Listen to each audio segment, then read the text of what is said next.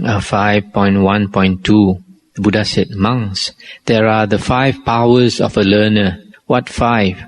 The power of faith, saddha, of conscience or conscientiousness, hiri, of remorse, ottappa, of diligence, virya, and of wisdom, panya.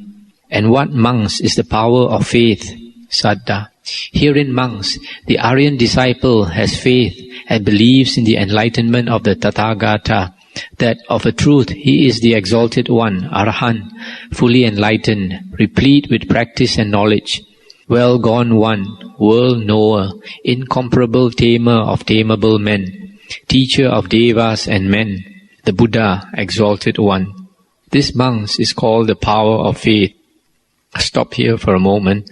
This word saddha, which we translate here as faith, can also mean confidence, trust, or unshakable faith. And this is not blind faith. It means having understood the Dhamma, having understood the teachings, then you have faith that the Buddha is enlightened.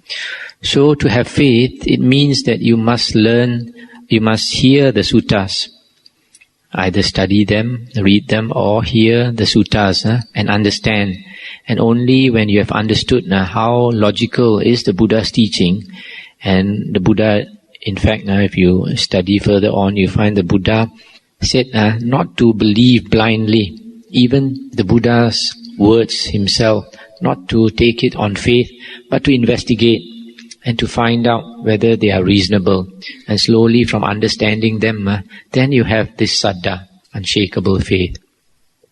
And the Buddha continued, and what, monks, is the power of conscience or conscientiousness? Pali word is hiri. Herein, monks, the Aryan disciple is conscientious. He feels conscientious scruple when acting wrongly in deed, word and thought, on entering on evil and wrong states. This, monks, is called the power of conscientiousness. And what, monks, is the power of remorse, ottappa? Herein, monks, the Aryan disciple is remorseful. He is remorseful when acting wrongly in deed, word and thought, on entering on evil and wrong states. This, monks, is called the power of remorse. Stop here for a while. These two conditions, these two powers, learner's powers, called hiri and ottappa, they are translated sometimes differently in different books. And they are very important conditions for someone new, a learner on the spiritual path. The first one, conscience, is like a sense of shame, fear to do wrong. That's the meaning of hiri. Before a person does wrong, he has this fear of doing wrong, this sense of shame, so that will stop him from doing wrong. That's why we translate it as conscience. The second one is remorse. That means the ability to feel remorse at having done wrong. It's also a sense of shame at having done wrong. So these two things combine. One is the fear to do something wrong, and the second one is after doing wrong, having that remorse, the ability to feel shameful or remorseful about it. There are some people without this remorse, even after having done wrong, they don't feel remorseful. And if you don't feel remorseful, then you do the wrong again and again. And then the Buddha continued, and what, monks, is the power of diligence, virya? Herein, monks, the Aryan disciple, abiding in active energy, puts away all unskillful states and takes to skillful states. Steadfast and strenuous, he shirks not the burden of skillful states. This, monks, is called the power of diligence. I stop here for a moment. Our Buddha's teachings is always concerned with skillful living.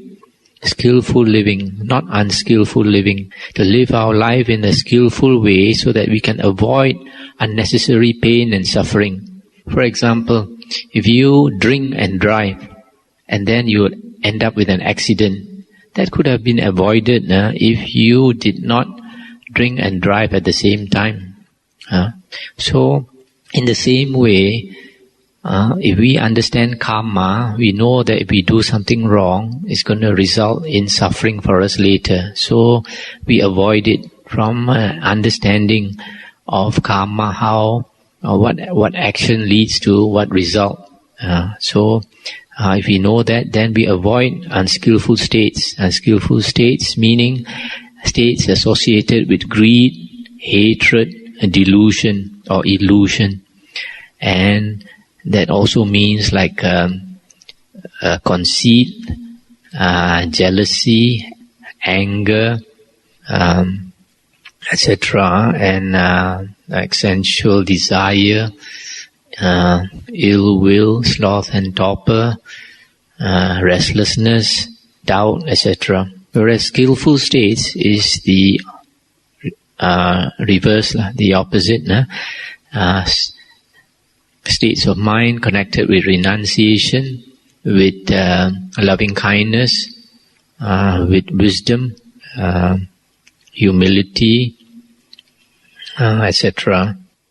And then the Buddha continued, and what monks is the power of wisdom? Herein monks, the Aryan disciple has wisdom. He is endowed with wisdom into the nature of growth and decay, with Aryan penetration of the way to the utter destruction of dukkha, or ill, or suffering. This monks is called the power of wisdom. These monks are the 5 powers of a learner. Wherefore, monks, you should train yourselves thus. We will become possessed of the learner's powers. Thus must you train yourselves, monks. So the last one is wisdom. Wisdom here is explained as being endowed with wisdom into the nature of growth and decay. The nature of growth, arising and decay, is the nature of the world. If you look into everything in the world, there is growth, arising and decay. Even something as hard as a metal, for example, an iron bridge. In those days, they used to make Bailey bridges, iron bridges. And even though it's the whole bridge is made of iron, so strong, after many years, you find due to rust, the action of the weather, rain and sunshine, etc., one day the whole bridge might collapse. And even you can see such a hard thing as iron can collapse. What more our body that's so soft. So that is the nature of everything in this world, because the nature of this world is impermanent.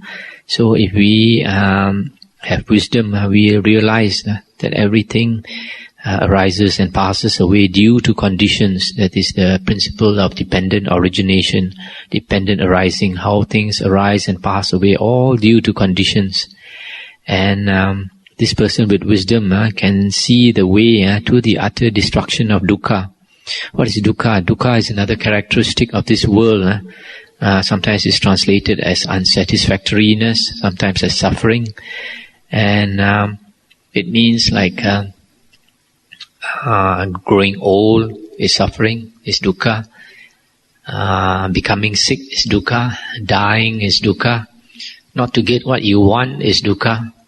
To be separated from your loved ones is dukkha. To be near to those that you hate is also dukkha.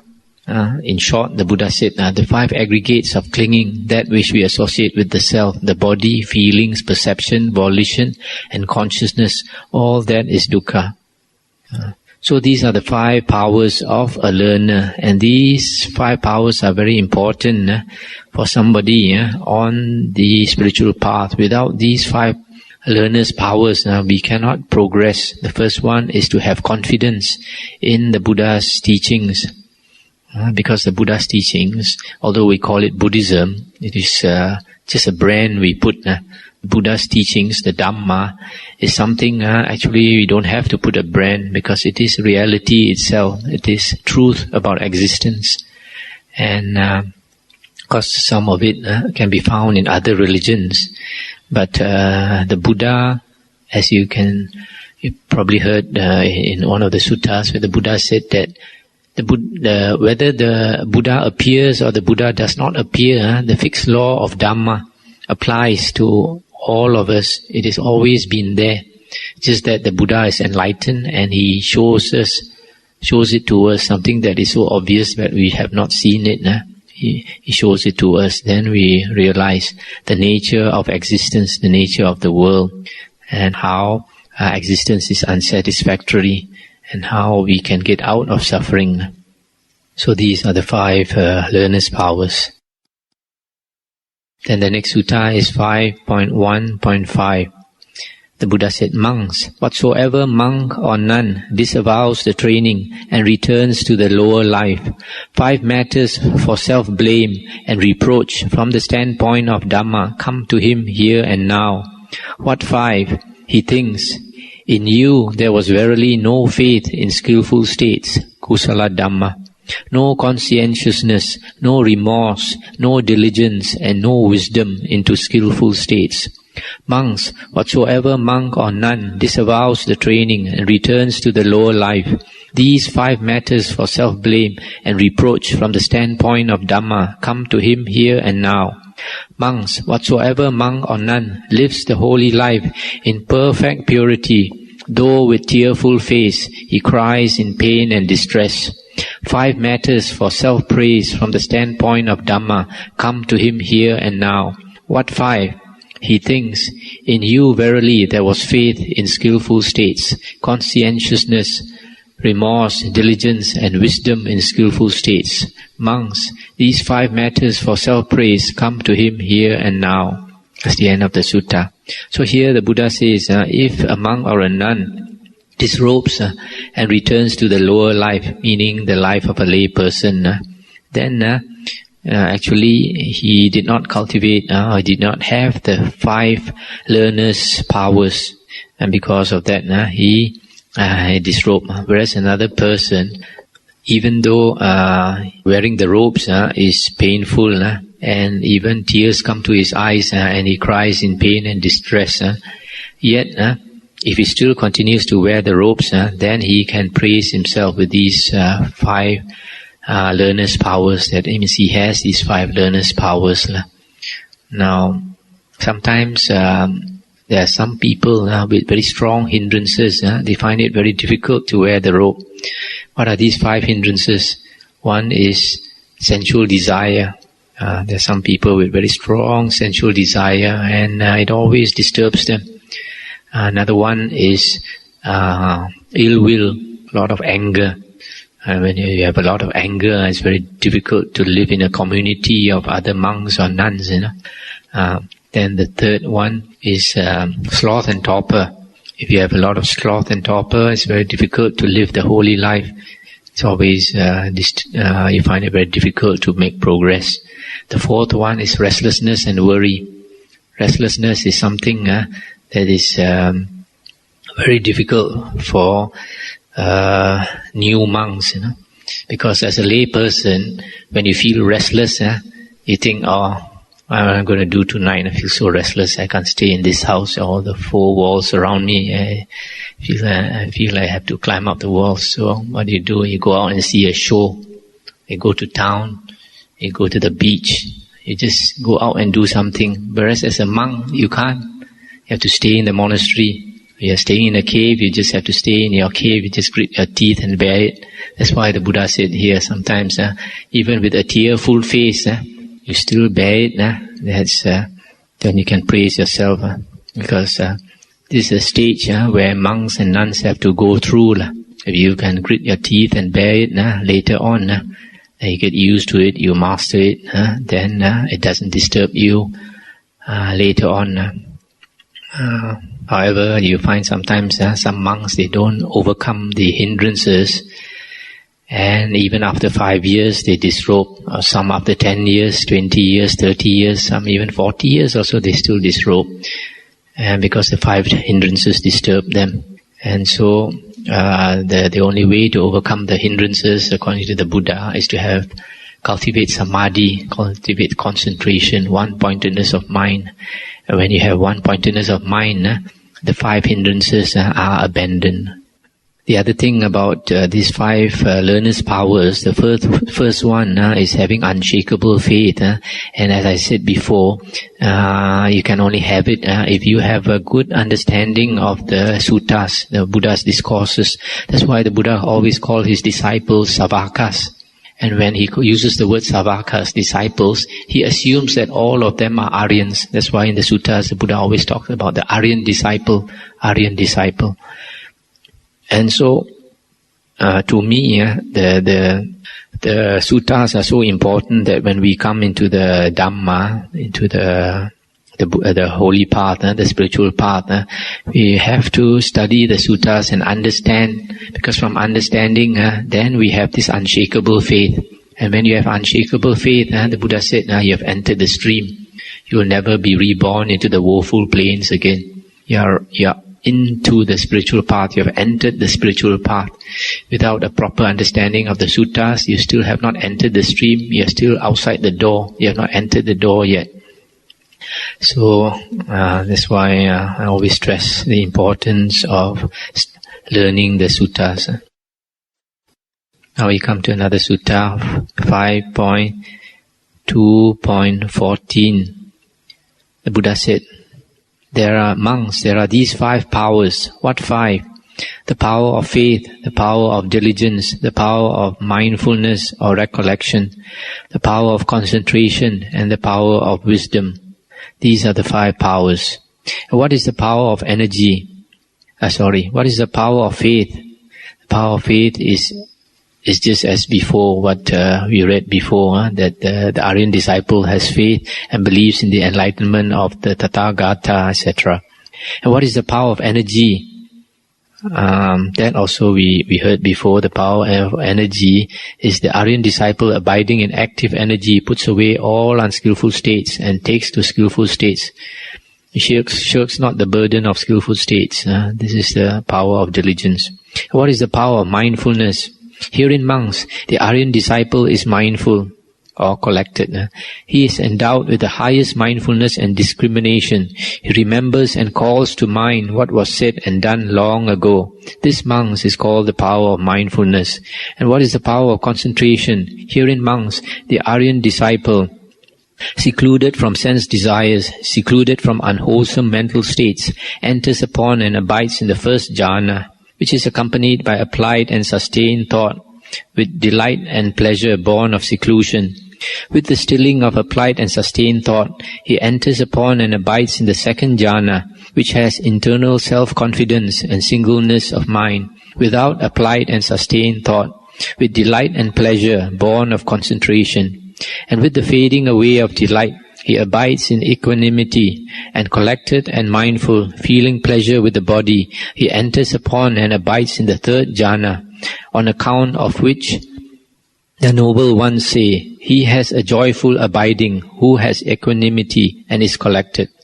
And with the abandoning of bodily pleasure and the previous abandoning of bodily pain, by the fading away of grief and joy, he enters upon and abides in the fourth jhana, which has neither pain nor pleasure, and has complete purity of recollection or mindfulness and equanimity.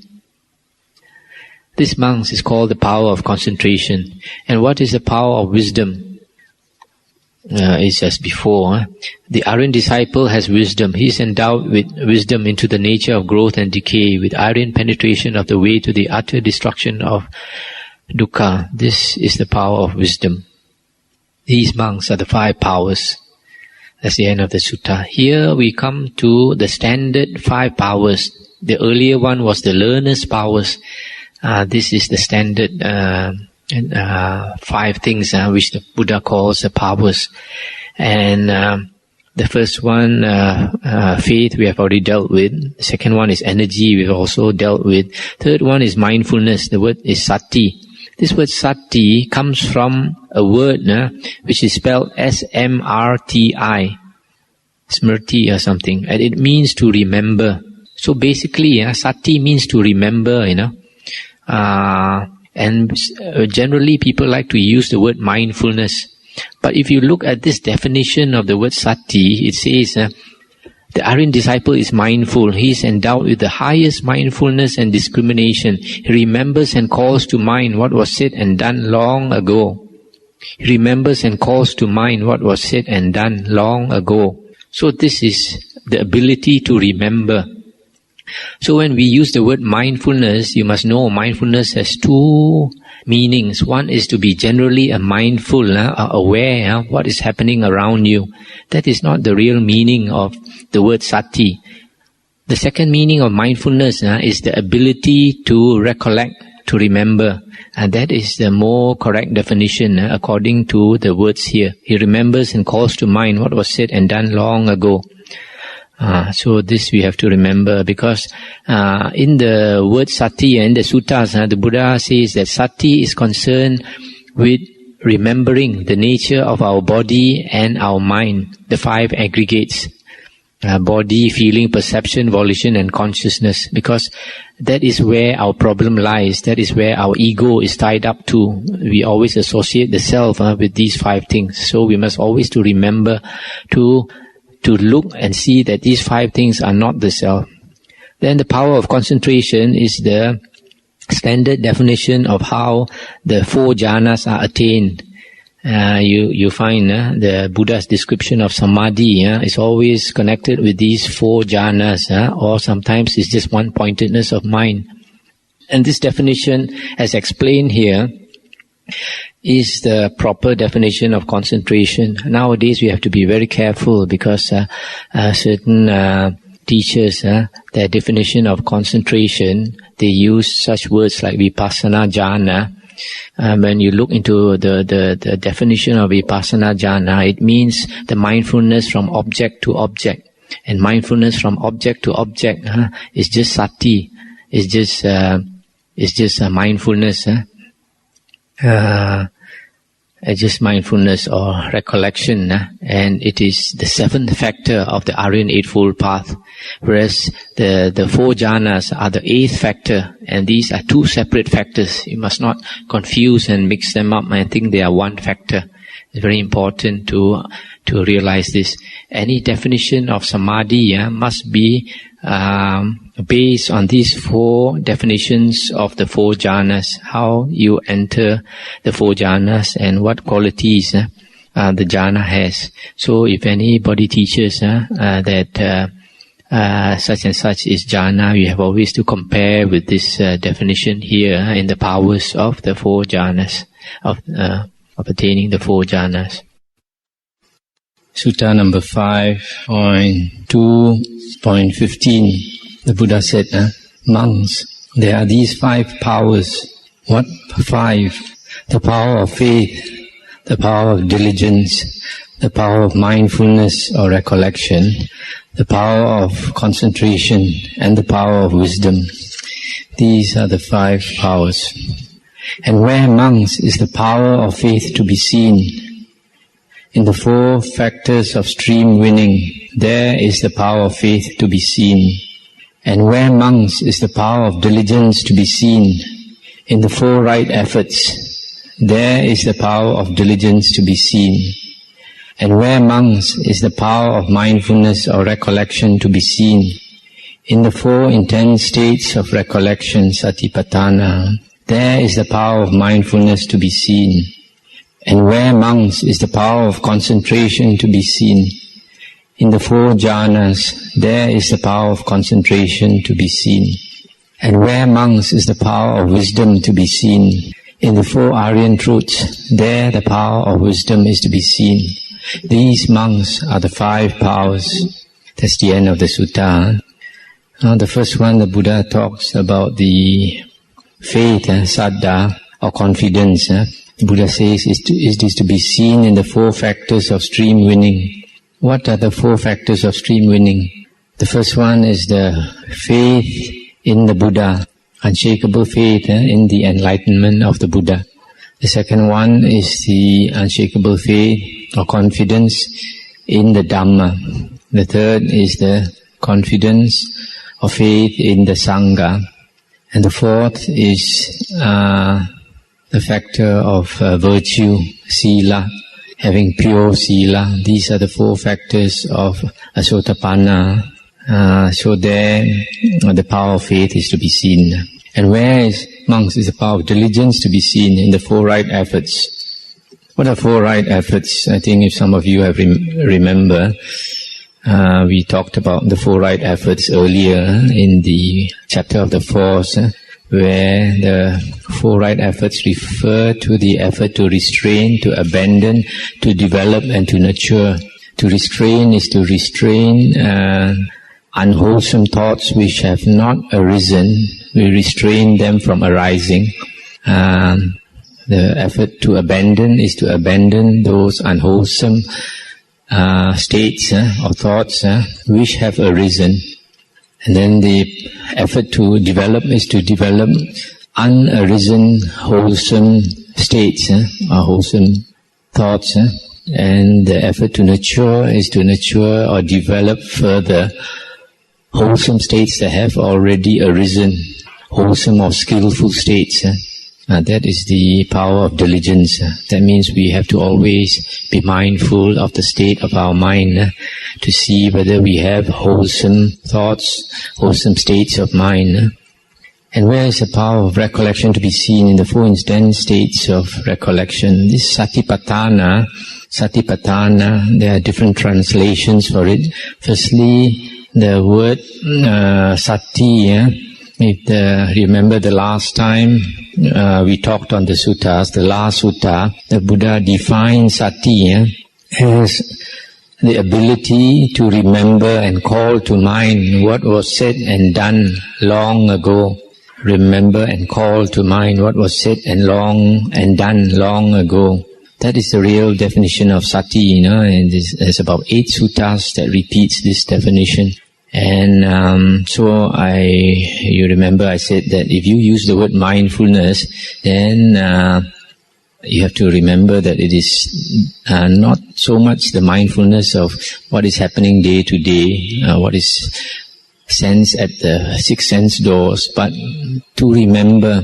And to remember what? To remember the body, the nature of the body and the mind, that it is not I, not me, not mine. And so that is sati. And then patthana comes from, to my interpretation, patthana comes from 2 words, pa and thana. Pa, if you look into the Pali dictionary, it means setting forth and also going beyond.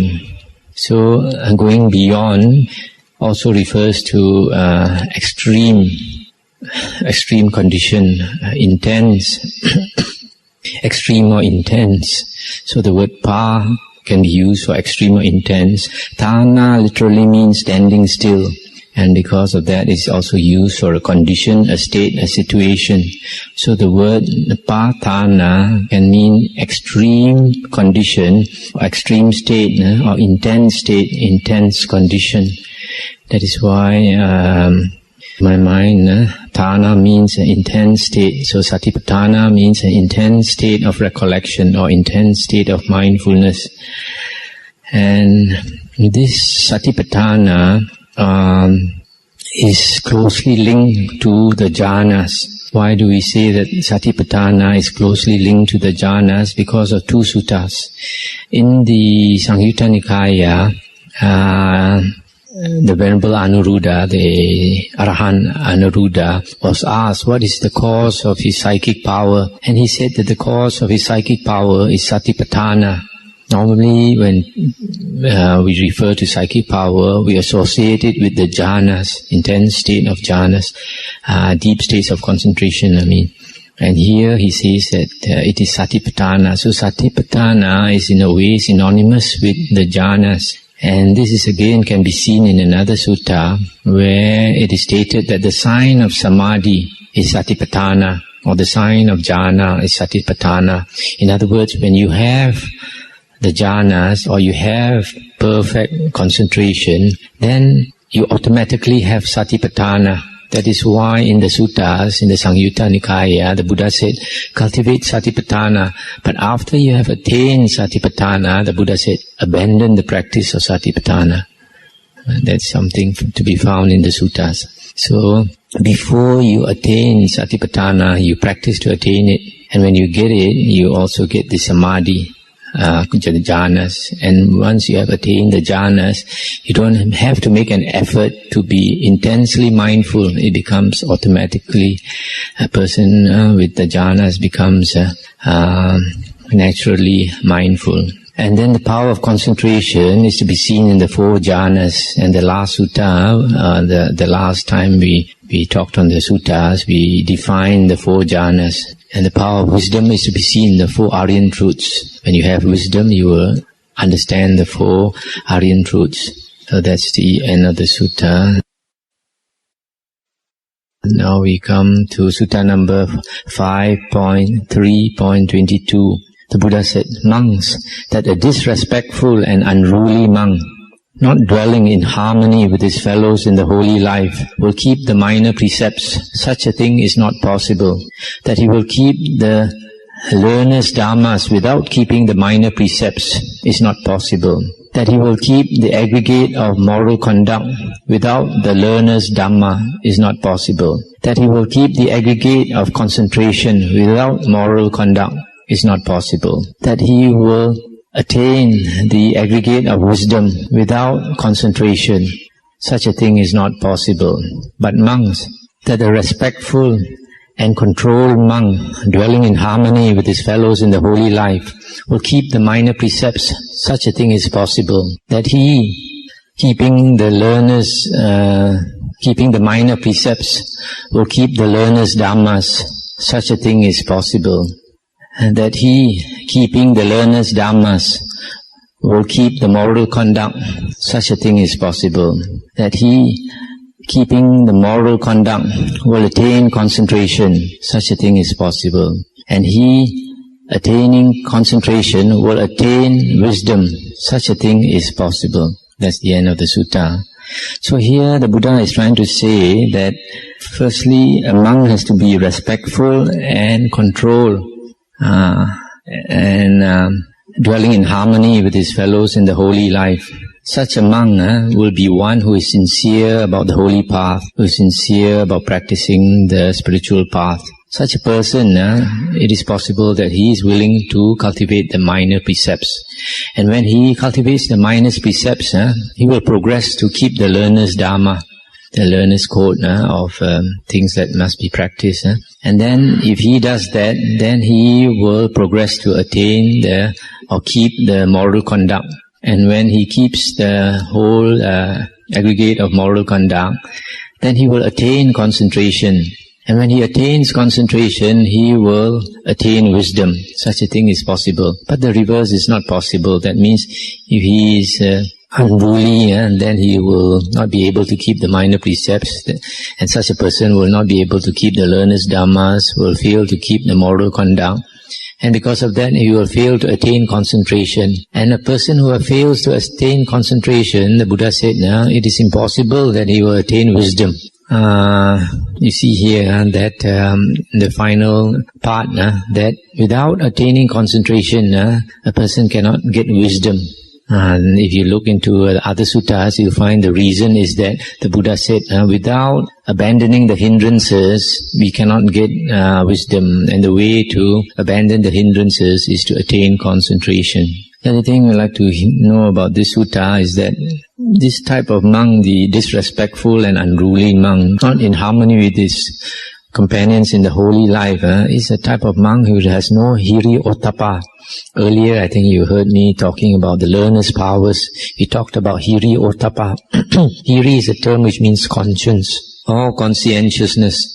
It means a monk who is has a sense of shame, is afraid to do wrong. And ottappa is a sense of remorse. If a monk does something wrong, he feels remorse. There are some people who don't feel remorse for the wrong that they have done. And so such a monk with a sense of shame, then only he can progress. But a monk without a sense of shame, not fearing to do evil, and after doing evil not remorseful, he cannot progress in the holy life. And also you see in this, the few steps here in the sutta, that it is a gradual path. The holy life is a gradual path. No step is to be missed out.